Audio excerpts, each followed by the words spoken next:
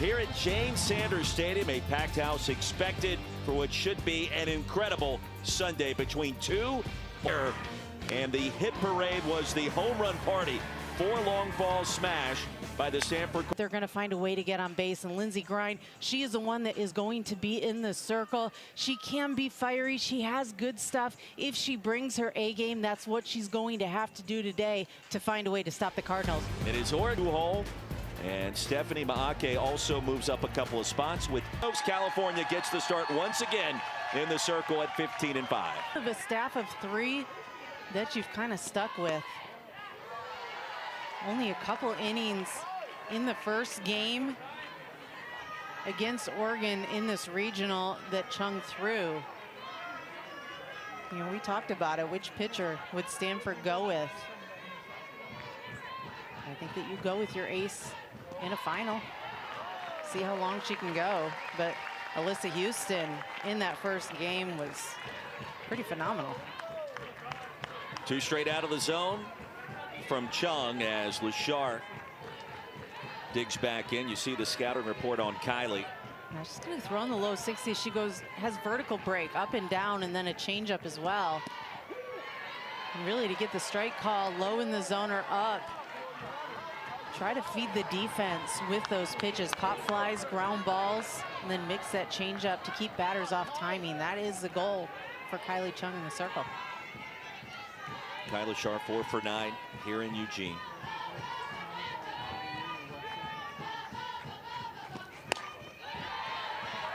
Two and 2. And one of the many successes that Stanford had in their first game against Oregon was that they kept Kylie Lashar off the base path. Her speed, so dangerous. If you keep her off the base path, you can't do anything with it. Ultimately, became a big value for what they were able to do defensively. And that hitter, Lashar, standing at first base, and a great start for Oregon. You know about her speed, leads the country in stolen bags this season with 57 in 64 attempts, the all-time leading record holder in the stolen base department at Oregon. Hit by pitches, something that has plagued this pitching staff. Not a good start here to set the tone defensively. Putting speed on the base path, also with no outs. And it's not a question of if, it's a matter of when. One of the fastest players in America, and you see Stanford, you talked about it, Jenny, 68th player that's been hit by a pitch this season by Cardinal pitching.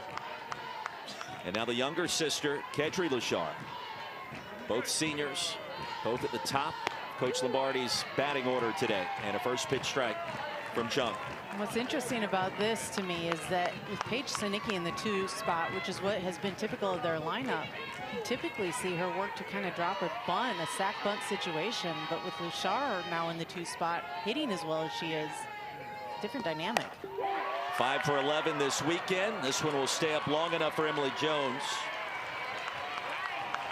Out in center field, and there's one away.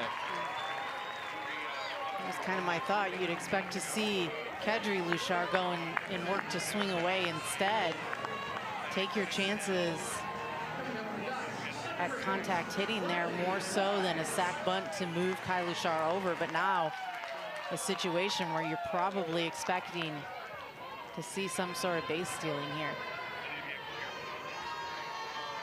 Kylie Lashar remains at first. Riley McCoy, freshman first baseman, Oaks Christian School, paces Oregon in home runs this year. 3 hits this weekend, and that batting average a shade under 400.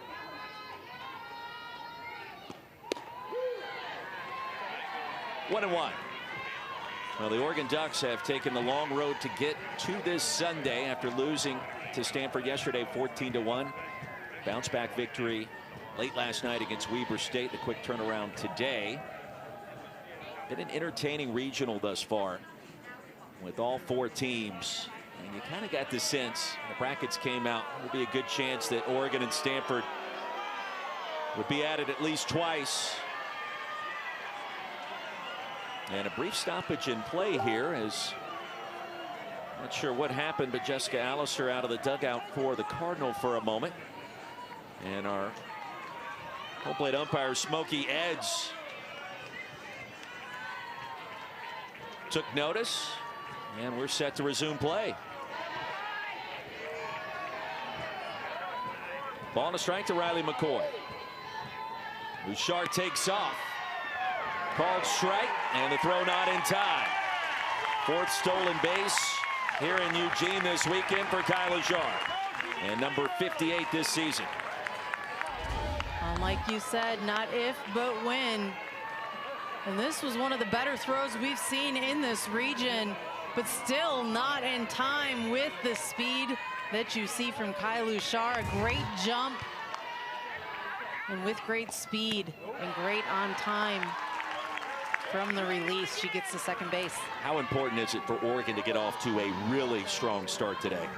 Well, their motto is always start fast, stay fast, finish fast, but absolutely. I mean, especially the way the game ended on that 14-1 loss, not who Oregon is. You've got to set a different tone, and it is about pushing a run across early here. Quality take by McCoy, a full count. Bouchard at second in scoring position. And I think if anything about that, it's about A, believing that you can, but B, going on defense and continuing that energy. And to me, Oregon's such an energy team. You've got to be fiery. And the payoff stays high and out of the zone. First walk issued by Chung. Runners at first and second, just one away. You can see the energy from the dugout. You feel it a little bit with the Ducks. This is a very big home crowd here in the Jane. You need them as much as the dugout to keep that energy, to continue to feel it. Stephanie Maake, 3 for 11 this weekend. Her 3 games with the Ducks, and has moved up 2 spots in Missy Lombardi's batting order today, providing energy and some pop closer to the top, and a first pitch strike on the swing and miss.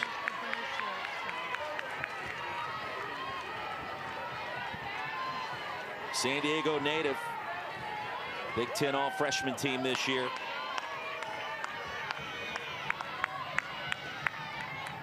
And has been a ton of fun to watch with her electricity this weekend. Off speed and outside. When you talk about the electricity that she brings, she is not just bringing it to her team either. With one swing of the bat, you can hear the oohs and the ahs of the fans. And sometimes, to me, you put her in the 4th spot, just the electricity that she can bring everywhere in this stadium, that matters.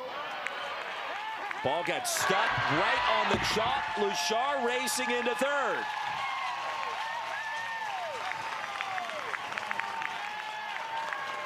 And now 60 feet away.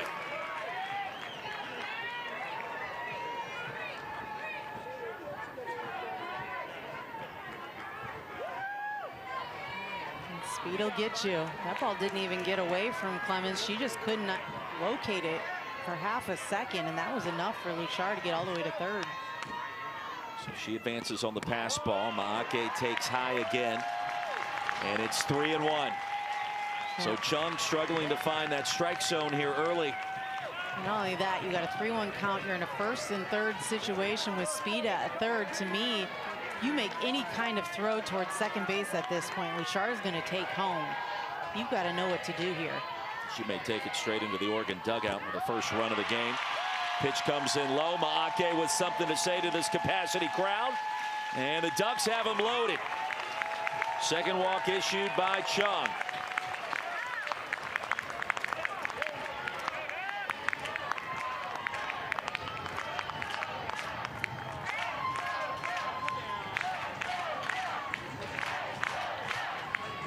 Walks and hit by pitches. Something that Chung and this entire pitching staff has struggled with. Again, the ACC leads in batting average against in terms of best. but they also led hit by pitches and walks. They pounded the zone. They were successful. But they also struggled in getting batters on base. And here you're seeing what happens when they struggle, not getting that ball across the plate. What a moment for Paige Sinicki. Bumped down 3 spots in the batting order and comes up with the bases loaded.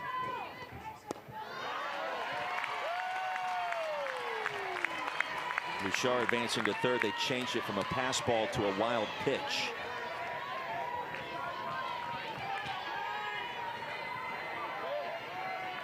Sinicki, another senior out of Henderson, Nevada. And the 1-0 from Chung.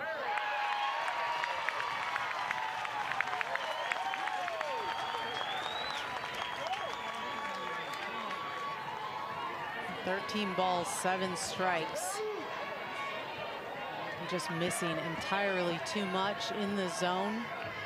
Chung's changeup has to come in as a strike. 3-0. No room for Sinicki.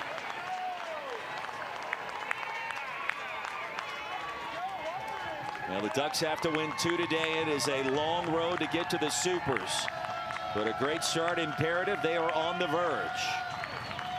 And Chung delivers. High and out of the zone, an RBI for Sinicki, and it's 1-0 Oregon.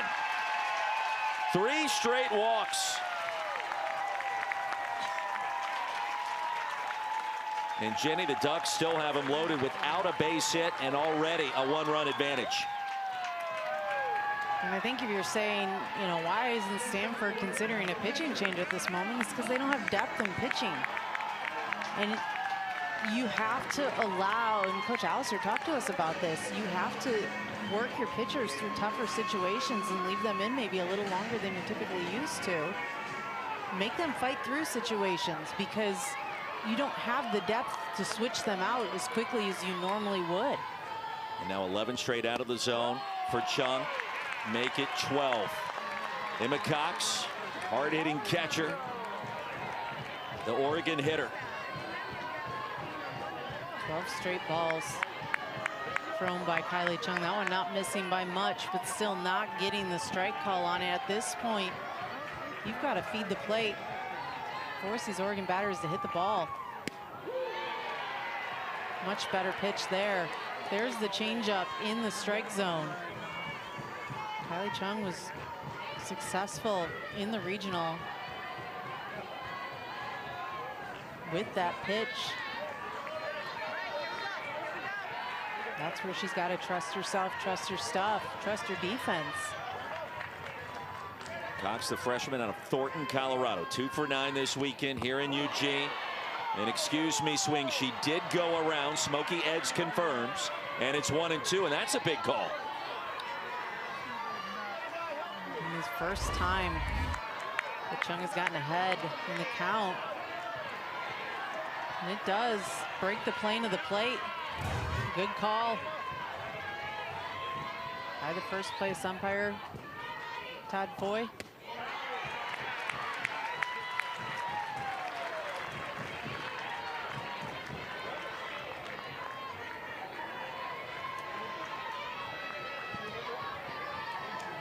Two balls and 2 strikes.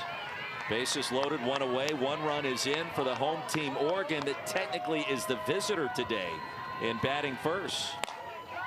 Popped up, foul territory in front of the Ducks dugout for out number 2. Jade Berry able to corral it quickly. And perhaps new life for Kylie Chung. Yeah, and how big of an out, because it's an infield out. Runners cannot advance. If you're Chung, you've got to take a deep breath on that. Your defense worked for you. You threw a pitch in a zone where a batter did not connect with it. You've got to be able to trust your stuff enough that these batters aren't going to tee off on it. Tiziana Patman inside for ball 1. I was going to say, with that said, these Oregon hitters are good. And when you feel energy from them, and they're starting fast and bringing energy, and this fan base is bringing energy. It's hard not to feel like something big is going to happen from them. Sometimes when you feel that and you let it get to you, all of a sudden your pitches start missing, especially when you're used to feeling like free passes, hit by pitches and walks are things that plague you, and you started out with hit by pitches and walks. 2-0 on the way, and a called strike. Patman 3 for 9 this weekend with a home run. Senior out of San Diego, Patrick Henry High School. And you can feel momentum teetering suddenly after Oregon stormed out with those 3 straight walks after the hit by pitch. Chung trying to steal it right back. 2-2. And timely hitting is everything. Patman, to me, somebody that, you know, in this lineup, you talk about the Luchar sisters, you talk about Riley McCoy, who's been solid, but Patman has come through big with some big hits throughout the year. Back through the circle, corralled quickly to throw to first, not in time. Mailer did everything she could at shortstop. Another run scores. McCoy races home, and it's 2-0 Ducks.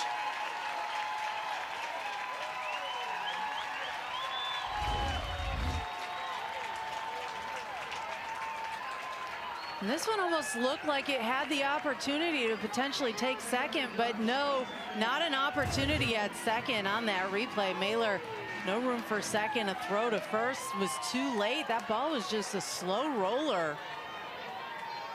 Well placed. Not intended by Patman, but whatever works. Kaylin Jones lines out to Kern. Tends to get to pitchers, but it's necessary today for her to show up big. Starting here with the lead, which I think is helpful for any pitcher. She really is best with high energy. She's going to throw high 60s. Go rise ball. She can go down in the zone. She's got a changeup as well, but the rise ball changeup combo is really what makes her successful, and that high energy. Taryn Kern over to second into the shift, and not in time. The ball was dropped by McCoy. Kind of awkward timing there with Jones. And the shift was perfectly set up. You see the pitch, Kern, when she hits it to the right side, she rolls over it and tends to ground out.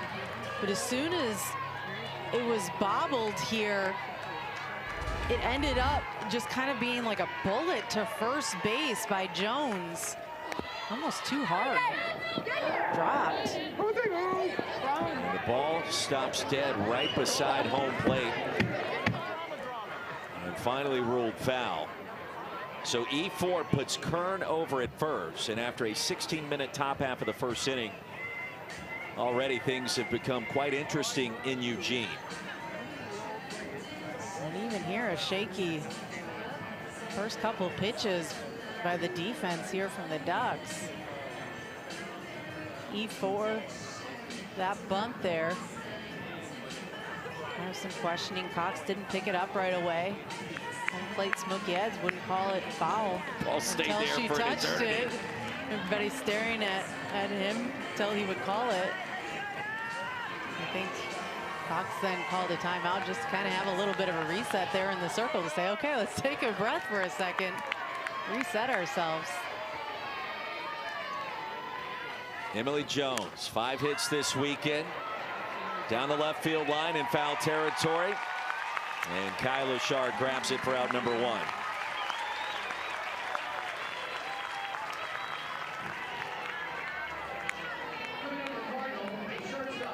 We've seen some incredible plays made in the outfield this weekend by the Luchar sisters. Kai's about a year older than Kedry. Kedry in center, Kai in left. And here's River Mailer. Big numbers for Mailer this year. First team all ACC in Stanford's first season in the Atlantic Coast Conference. 2 for 6 this weekend with a home run. 430 overall in the campaign.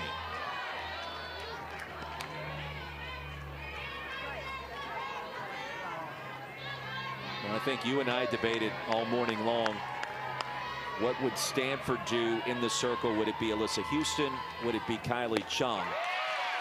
And then the next conversation shifted to Lindsey Grime. And how would she begin this game?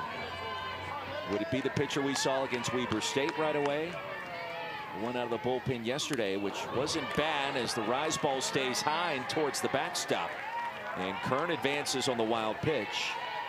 But Grine is the kind of player, the emotions are on the sleeve. You're going to understand rather quickly what she's going to bring to the circle. Yeah, I think we've seen 2 different Lindsey Grines this weekend. We've seen a fiery one and we've seen a tired one. That'll sneak through the left side of the infield into left field for a knock. Kern's going to be given the stop sign at third. And now Stanford with 2 aboard and just 1 away.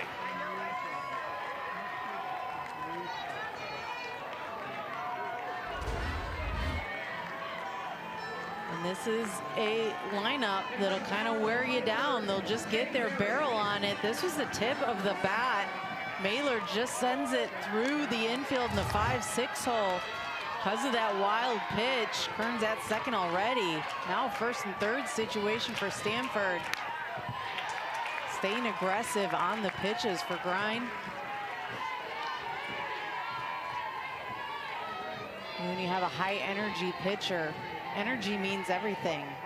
Sometimes I'm a fan of pitchers that show 0 emotion. You never know if they're tired, they're not tired, they're ready to go, they're not ready to go. You have no idea.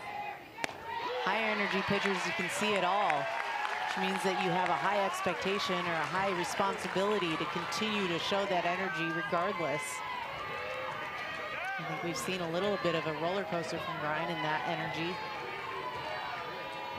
Showing high speed in her pitches today, though. 0-2 to Jade Berry, stays high. The throw down to second, and the stolen base for River Mailer, her 9th of the season. Well, you know Stanford's going to apply pressure. You coined the phrase earlier this weekend, their slow burn with their offense. They can do it that way or can show you the power with the 4 home runs against the Ducks yesterday. Foul territory, and will reach the turf quickly. And Brian's been living on that outside corner to these lefty batters. She's been getting that a little bit of a wide corner. Mailer did a good job hitting it, but she's going to get that outside corner.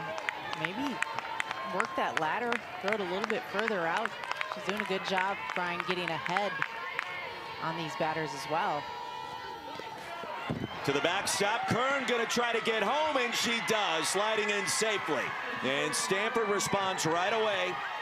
It's now 2-1. Taking third base is River Mailer.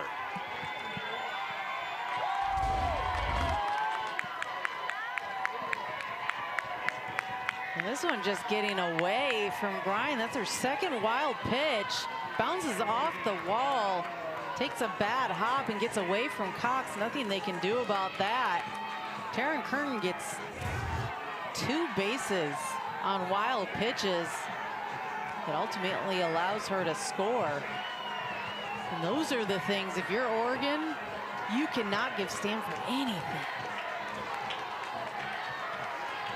Lee Sokolsky getting loose. Missy Lombardi out of the dugout. What do you think the message was there? I mean, if I'm a coach, I'm saying we better clean it up, but in a nicer way than that. But ultimately, and you can see the body language on Lindsey Grine there immediately right now, that if you're Missy Lombardi, you've got to have that message some way. There's some fire right there. Maybe it was that. Maybe a little bit tougher message than you're typically hearing is, hey, we better pick it up right now. First strikeout for Grine, 2 away, and Mailer remains at third base. And there's a pitch beautifully on that corner, and this is the first fire that we have seen from her, to me, that is the expected fire from Lindsey Grine that we need to see. And a little more juice at 67. Out of the zone, Kira Chan. Junior out of San Diego. Chan's made some unbelievable plays in left field at times this week. And would you know it, to the backstop again. Throw not in time. Mailer ties it up at 2.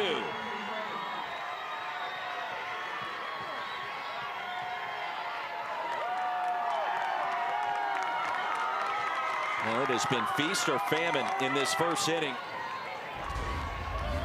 for both starting pitchers. This ball just slips right out of her hand. You cannot throw a ball this far into the dirt and expect your catcher Cox to be able to block that. Third wild pitch of this inning. This is an Oregon Duck team that has been intentional about their goals all year long, and really, at this point in the first inning, the question is, how bad do you want it? How bad do you want to fight for it? I think, to me, that's the question here. Clean it up. You have clean defense and let your offense fight. Upstairs, and the walk. First issued by Grind. Inning continues for Stanford. And from Chan to Economides. If you think about it, when you have a team like Stanford that, I mean, I'm going to say scores easily. I think scoring is difficult no matter what, but Stanford seems to do it easier than others. And Oregon finally played some. You want to keep that lead as much as possible. And that means that your defense has to play cleanly. 0-1 the count, and the appeal down. First base umpire Todd Foy. Joey Economides did have a home run yesterday against Grind, 1 for 5 in her 2 games. Only the second time that's happened in the history of the Big Sky Conference in postseason play. Binghamton was also a part of this regional here in Eugene, and turned in an impressive performance for head coach Jess Bump. Tied at 2 here in the top of the second inning. Jenny Ritter, Roy Philpott, Kylie Chung remains in the circle for Stanford as Katie Flannery takes low for ball 1. All right, what else you got for me today? Because we've seen it all this weekend in first inning, a little bit of everything with the wild pitches, the free pass, the hit batter. I think we had a hit or 2 and a couple of unearned runs. I mean, I kind of have no words. Buckle up. I mean, if you haven't buckled up by now, you better buckle up. You're in trouble. Well, you think back to today and what we've seen in this year's NCAA softball regionals, and LSU being ousted down in Baton Rouge. Texas A&M was trailing Liberty earlier this afternoon 6-1 before they were able to come back and force a winner-take-all game 7 down in College Station. And you just never know what the mayhem is going to look and feel like. This year it seems extra spicy. Yeah, it was one of those things to me where I knew it was going to be a wild mayhem, but I did not anticipate it being this wild. 4 straight pitches. And I want to correct myself. Texas A&M and Liberty are still playing. Still playing. They are tied at 11. Unbelievable. So Liberty came back trailing 10-7 late after leading 6-1 early. And you felt like the writing was on the wall as we were watching that one. The Aggies would find a way. No, that has not happened yet. Meanwhile, the leadoff walk to Katie Flannery, and it's back to the top of the order. And guess who?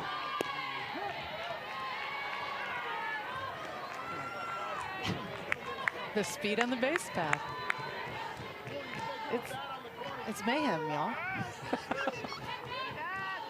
You have to embrace it at this point. Have I mentioned to buckle up?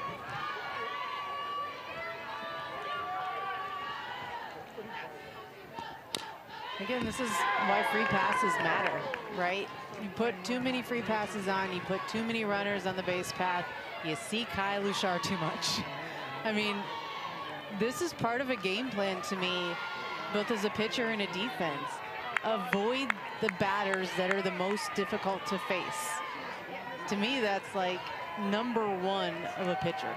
avoid them. You can't be facing them every inning. That is not good for you. Luchar slaps it out of the glove of Chung. They'll try to get the lead runner, and they cannot. Well, Mailer has been active in these first two frames and had some interesting plays on some awkward hits in her direction. Well, as soon as this was hit, if you notice, Mailer, there was no chance for Mailer to even try at first base. You had to try at second to go after Katie Flannery. That wasn't going to happen either. She did the best she could, but 2 on, decent speed. And Katie Flannery as well. Through the right side of the infield. Here comes Flannery. Ducks back on top. And it didn't take long.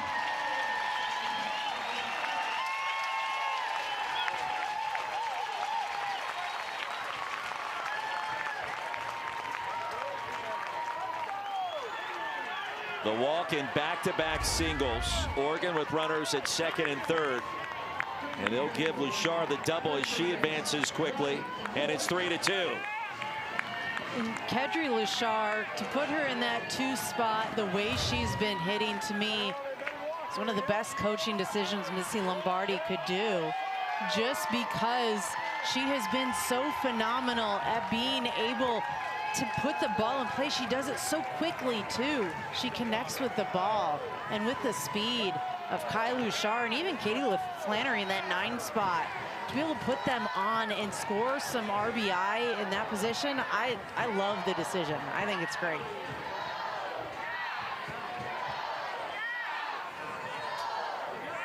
And this is just a coaching conversation. I think it's reset and figure it out. Again, you are in a position now where you're in a dogfight. It's too early in the game. You do not have depth in your pitching staff. You cannot, to me, if you're Jessica Allister, you have to decide now. You're in this predicament of, do I switch pitchers up? Because if I do, does that cut me too short if I don't win this game and I have to go and ride a pitcher for game 2 because we don't win this game? Now you're stuck in a really tough predicament. You've got to try to figure out how to right the way with Kylie Chung, I think. Here's McCoy inside for ball 1. Kai Luchar at third, Kedri Luchar at second. And the Ducks are cooking early. McCoy walked her first time up. Later came around to score. Fly ball to deep left. And it is gone.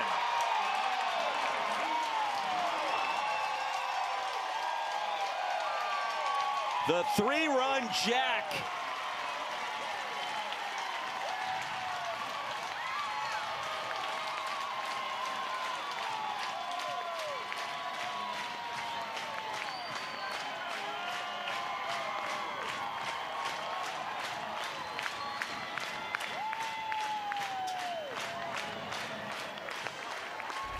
And Riley McCoy, the freshman who's never acted like a freshman, sends this one. This is a moonshot. Watches it go. Knows it's out of here. A no-doubter. 2 on. How about those Ducks? Setting a statement here. They've started fast. I love the energy. This is the energy the Oregon Ducks can bring. The belief they have. And how about the freshmen to continue and set the tone and continue to make them believe. Oregon Ducks this season 39-0 when belting a home run. And now a 4-run lead, and they have knocked Kylie Chung out of this game. And it's still early in Eugene, and a new pitcher, Zoe Pristaiko, in the circle for the Cardinal. Maake takes a first pitch strike.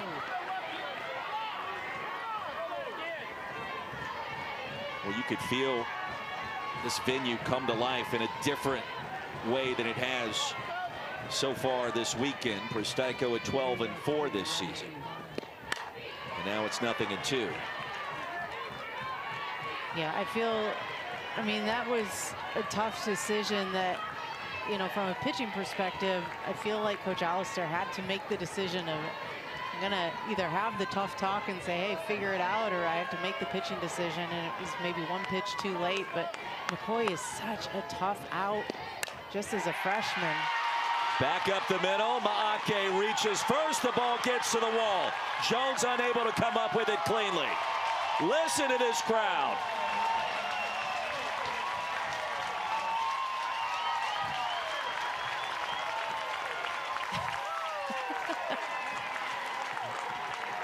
Stephanie Maake, maybe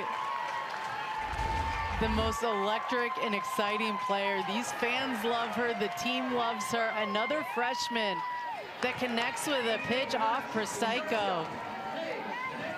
My favorite thing about hitters is when you welcome a new pitcher to the game by just sending one to the outfield. She does it here. Single and the EA, the bunt down. Prostaico fires to first in time. Maake takes third.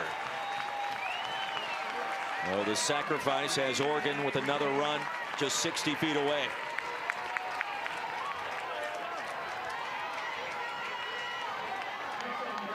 You almost go back to that meeting with Missy Lombardi in the circle there in the first inning. It was heated. The question is, how bad did they want it at that moment? And you can see the response here. Emma Cox, big cut, fouls it away.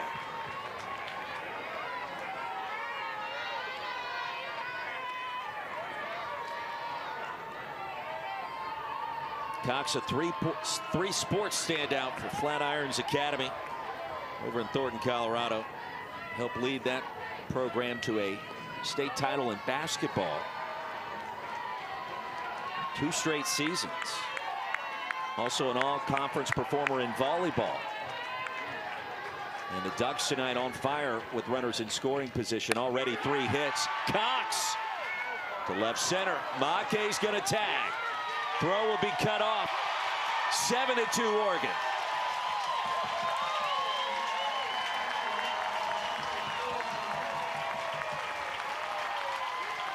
Cox with a sacrifice fly. 2 away in the top of the second. We've got 9 runs on the board.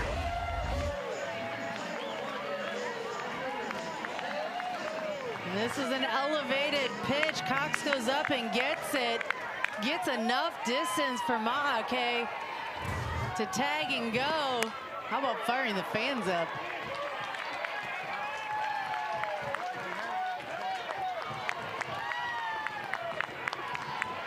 Now the center field bleachers, they call it the Bob here in Eugene, starting to fill up. And this crowd has been on the edge of its seat since the first pitch. Des Patman. Strike 2.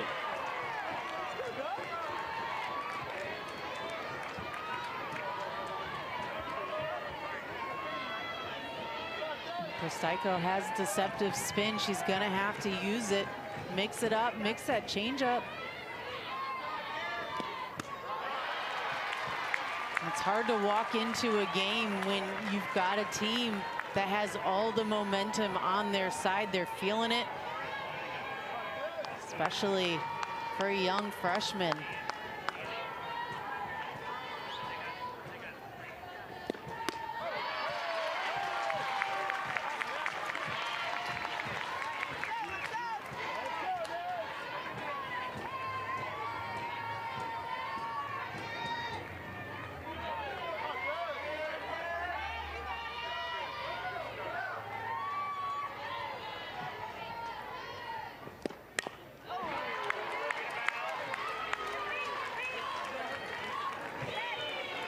And if you're Lindsey Grime in the Oregon dugout right now, been spotted a 5-run lead.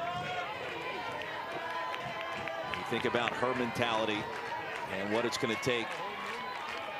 Stanford still boasts one of the top offenses in the land. They're not going anywhere. I mean, it should be a, a shot of adrenaline for your energy. Hopefully, that's something for Lindsey Grime that you should be able to walk in and feel comfortable with a lead. You've got a big lead, 5-spot lead here. leading hitter for Stanford this weekend with 5 hits so far. She's driven in 3. Been a very difficult out, the senior out of Scottsdale. Changeup stays high.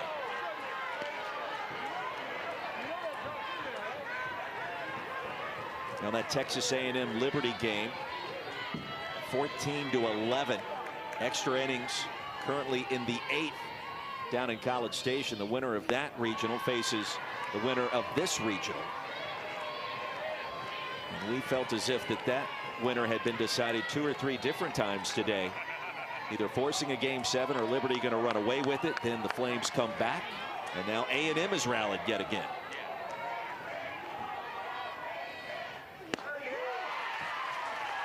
That region's been almost as wild as this one. Certainly there have been more upsets there, it feels like, but very similar in terms of trajectory and the national seed. Struggling at times. 3-2. A&M, of course, the #1 seed, was on the verge of being eliminated and has already lost to Liberty once.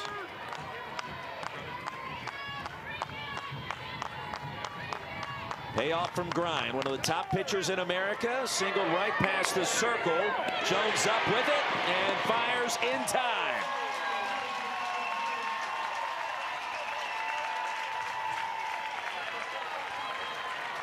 And you saw the energy from Kaylin Jones. Makes the play. This is a routine ground ball, but they made that play and celebrated it. And to me, that's that energy. They need to carry that from the first pitch to the last pitch. This is the Oregon Duck team. Start fast, stay fast, finish fast. That is the expectation. They get on cruise control sometimes, and that's when they tend to struggle or not finish through a game. And with this Stanford team being as good as they are offensively, that is kind of what you have to do. Celebrate every moment. Boy, the crowd almost willing that last strike call. 0-2. And Grind is right back at it, and you can tell she has reestablished that rhythm. Her second strikeout as Chung goes down swinging. And now we're starting to see a little bit of a strut from Lindsey Grind. We're starting to see some better energy and better movement. This was just chasing a pitch by Kylie Chung, though. Started at the shoulders and jumped a little bit more. One of the things that this 1-9 lineup does for Stanford so well is that they commit to a game plan.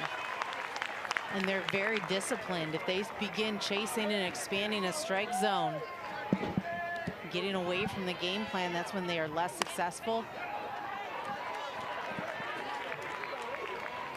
Texas A&M has stormed back to defeat the Liberty Flames 14-11. And now that regional moves to a winner-take-all game 7 tonight in College Station. Clements, a shot to left field. That one's got some juice and it's gone. Allie Clements, her second home run here in Eugene. And it's 7-3.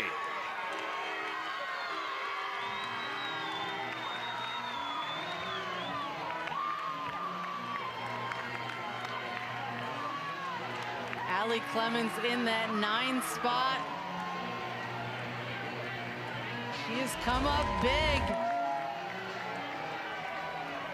It's her second home run of this regional. No 2 count.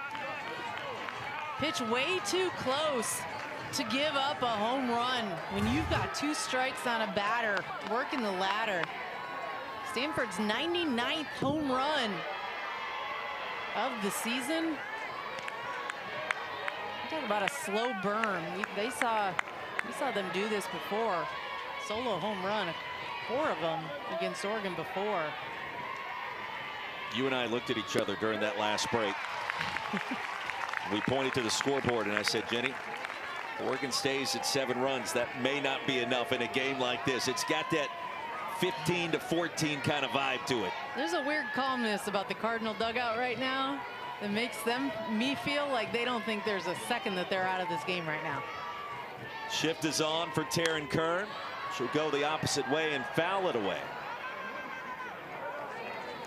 And as much energy as there is on this Oregon Duck team, that you can feel like there's something going for them, it's not phasing the Cardinal at all.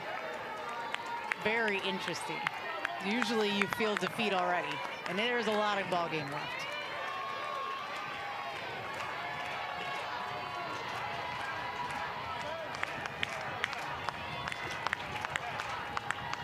Bryan with 2 strikeouts. Kern sends it into right field. Up with it quickly is Luchar, and the inning continues.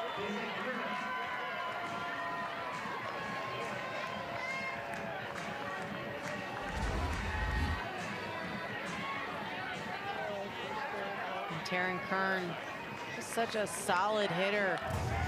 Takes her hands to the ball, just drives this into the outfield. Beautiful extension.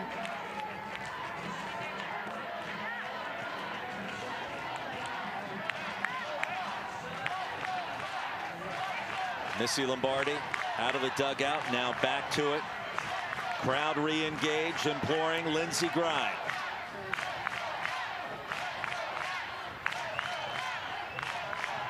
We're in the bottom of the second, and it's 7-3.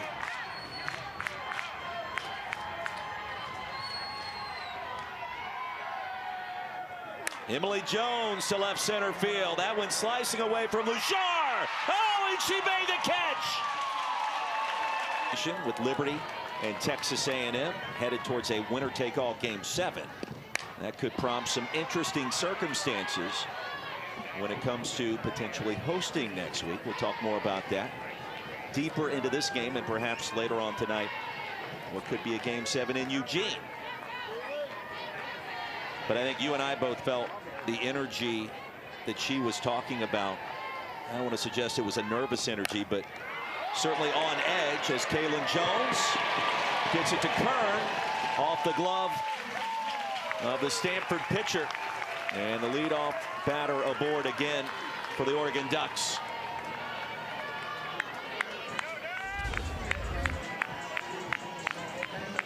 The amount of hops that have gone to the pitcher off the glove. This one taking a high hop. Nothing Kern can do at this point.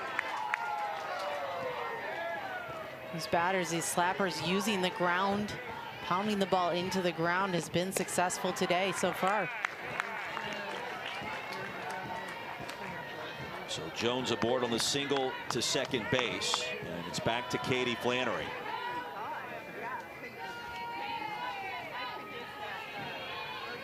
An electric start in Eugene. Advantage Oregon. It's always interesting to me too when you're the national seed and you know it's going to happen. You're hosting and you are the visiting team. And on a day like today, that always raises some eyebrows, but it creates a unique situation that fans aren't necessarily used to. Right past Pristaiko, the run to second, and it's in time. So a heads-up play by River Mailer to get the lead runner at second base. And let's see if a challenge is coming.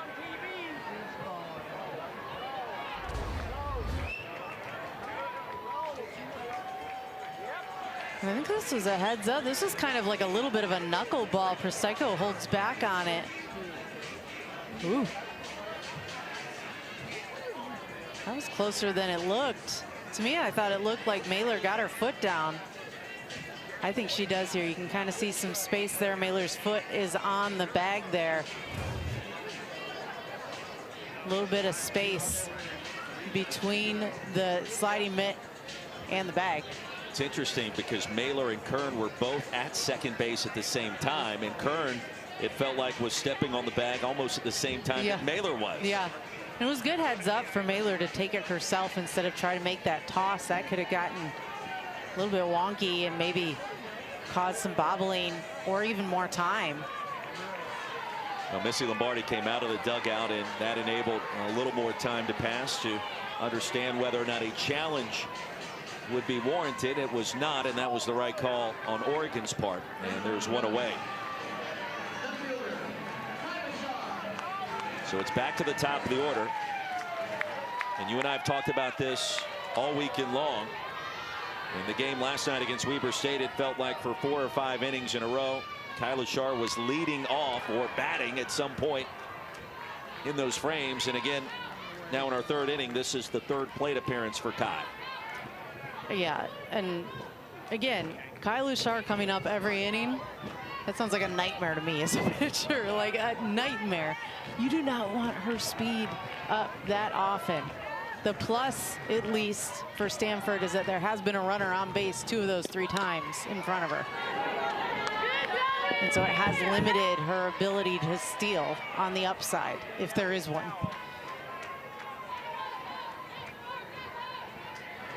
Seven to 3, the top of the 3rd inning. Oregon has to win this game to force a Game 7 here in the Eugene Regional tonight. We've already seen a handful of national seeds be eliminated. Most notably LSU. Texas A&M has been on the ropes all day long, it seems like, but has battled back in College Station, the #1 overall seed.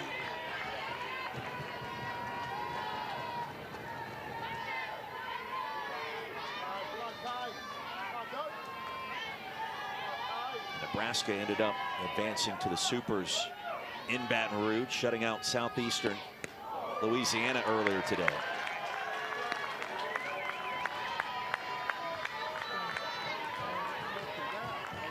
Not a bad inside pitch there to Lushar. You can try to get that inside pitch tight in on Lushar and not get the called strike. It's a big win if you're Pristaico. You can see her trying to grab it there again. It's pretty tight though in the chalk.